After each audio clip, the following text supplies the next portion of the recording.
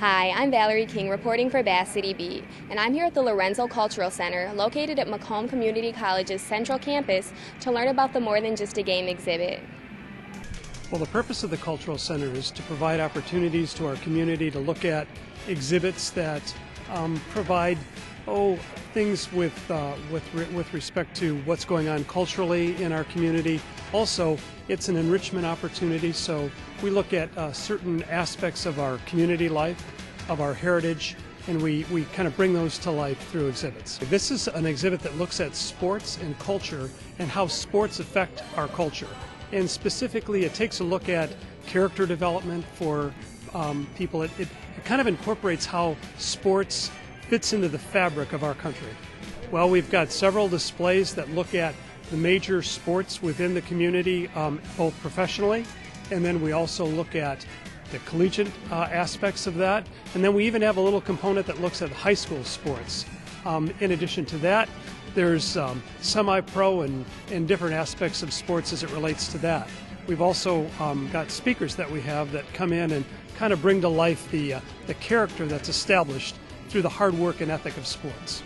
What I like, there's one actually, obviously there's the displays of the various sports memorabilia. There's an interesting display from Joe Louis from the boxing. Boxing used to be a big sport. It's not that big anymore, but it used to be very big, and especially in Detroit. And of course, Joe Louis helped to put Detroit on the map. And so that's a very interesting exhibit because it's got artifacts from literally the 40s. That was really cool. I like the Detroit Lions exhibit too because way back when in 1957 and 56 we won a championship, and it's always good to look at those great days. Certainly, we have in the far corner the jerseys from the Russian line that won the Stanley Cup. That's an interesting component. And then finally, the thing that is most interesting to me is some of the humor that's been established throughout this exhibit. You can hear Andy Griffith talk about what football means and what it would look like to a person who really didn't know anything about the sports. George Carlin talks about the difference between baseball and football. It's actually quite humorous. Those are the kind of things I think people, if they came here and looked at it, they would really love it. The thing that draws people most is the interactiveness of the exhibit.